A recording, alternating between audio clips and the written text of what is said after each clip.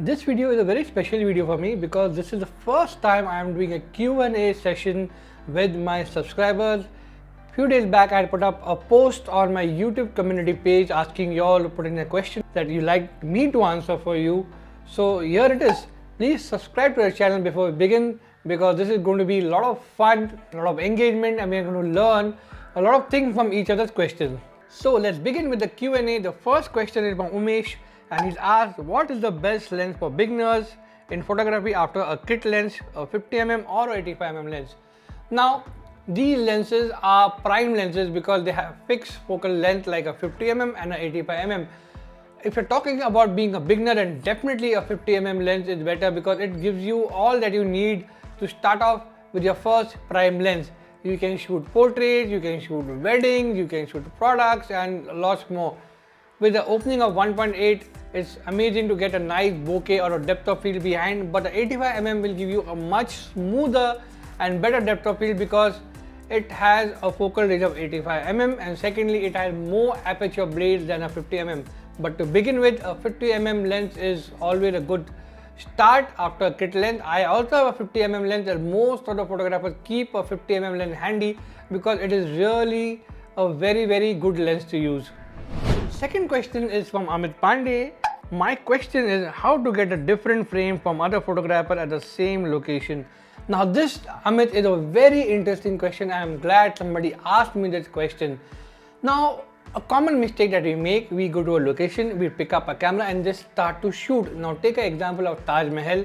What you would do, you just go to the location, pick up a camera and start taking picture from every angle without even thinking. First thing I would recommend or suggest or advise is that please enjoy the location, enjoy the moment, take the feel of the location. Like a Taj Mahal is such a beautiful place. Enjoy the beauty first and then take out your camera.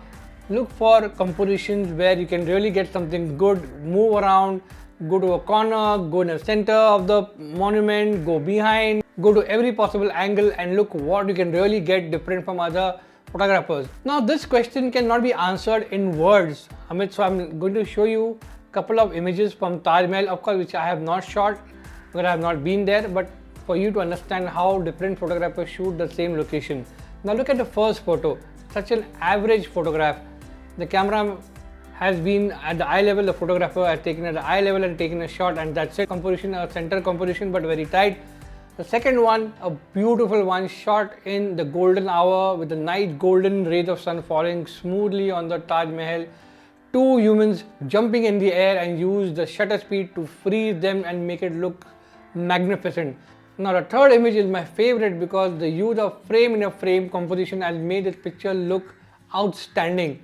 There's a structure opposite Taj Mahal where people actually make a good use of creating frame in a frame. The lady is sitting on the floor with the Indian attire, ghagra nicely spread on the floor with the beautiful foreground leading to the lady and the lady leading to the Taj Mahal. It adds a lot of depth and a beautiful use of sunlight that is coming from the right hand side. I mean, look at these three pictures, three different photographers at the same location. I hope this has helped answer your question. Try to do something opposite. We have a third question from Rohan Roy and it asked, what are the basic rules in photography and how to apply them in our photography, be it mobile or camera? Now Rohan, for that I would suggest you watch this video of mine which I have created on photography composition rules. It is right here the link. So once you watch that, you'll get an idea what is the center composition, what is rule of third, what is leading lines, symmetry, golden hour and lots more. Once you know about these basic rule of photography, you'll automatically apply them at a particular location you're shooting at because your mind will tell you easily that okay, this will look good in a rule of third, this will look good in a center composition. So once you know it all, you know the basics of the rules, you'll automatically apply. And if you have any other further question, please DM me. I'll be more than happy to help you.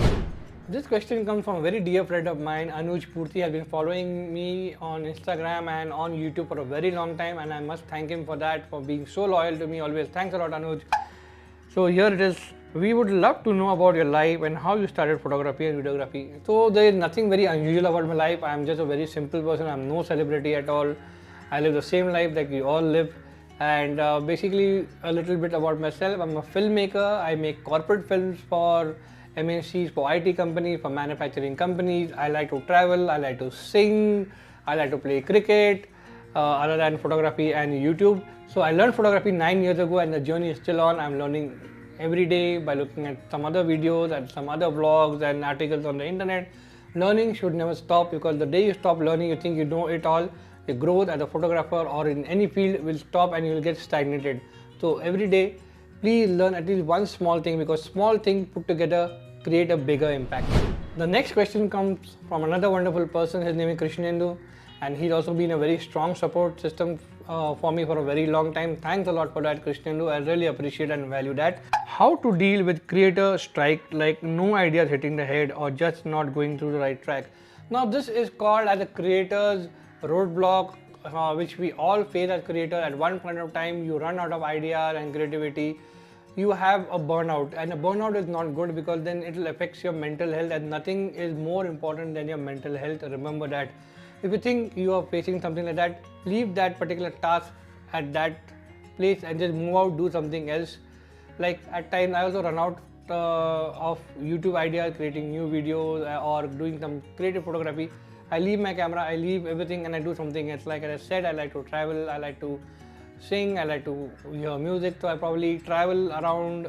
It's not necessary I need to go to a very expensive location. You can just travel nearby. A one-day trip is more than sufficient, because when you do that, a traveling experience gives you a lot more to think about life, reflect, and during traveling you come up with so many new ideas.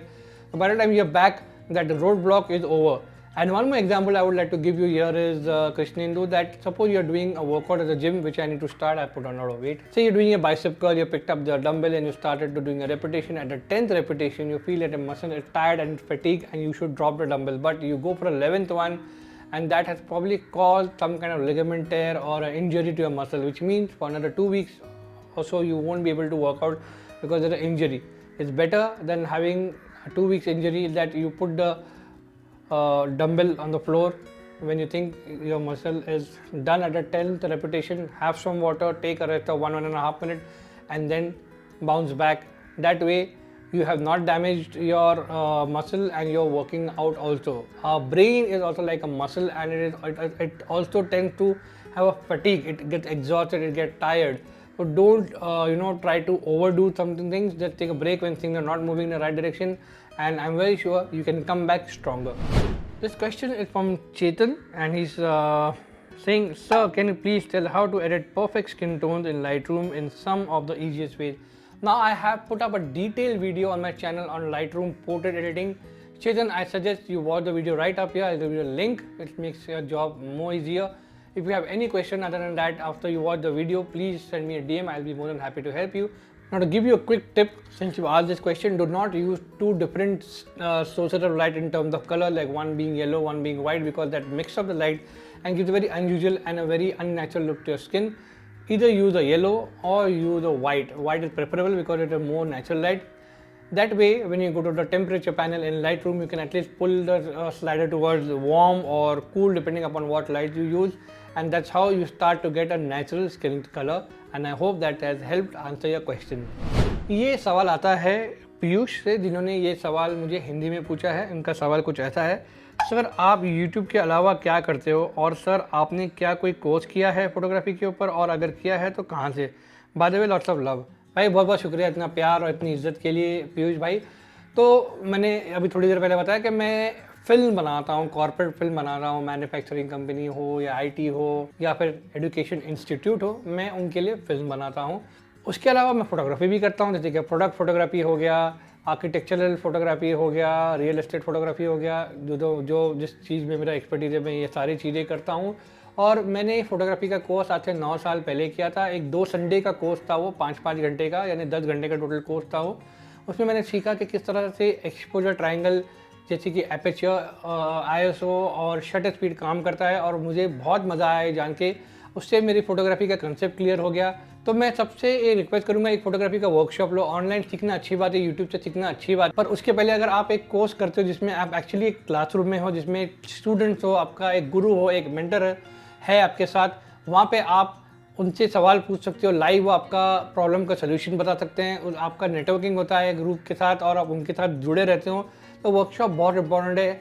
उसके अलावा मैंने कुछ साल पहले Bobby Joshi sir का landscape photography workshop भी किया था, जो बहुत ही इंटरेस्टिंग था, जिसमें मुझे बहुत कुछ सीखने को मिला था। तो मैंने इस तरह के वर्कशॉप जहाँ भी मुझे पॉसिबल हुआ मैंने वर्कशॉप अटेंड किया और मैं करता रहता हूँ, आज भी सीखता हूँ। ऐसा नहीं कि मुझे सब कुछ आता है, जो मुझे आता है मैं आपको सिखाता हूँ, जो मुझे नहीं आता मैं सीखता हूँ। तो बस यही एक बहुत इंपॉर्टेंट चीज़ है कि आप सीखते रहो और सिखाते रहो। With this session comes to an end on Q&A. So I hope you all also enjoyed this session. Let me know in the comment box below, should we continue with this session on monthly basis? We can have this video coming up, and subscribe to the channel. Thanks a lot, and I wish you a good new year ahead.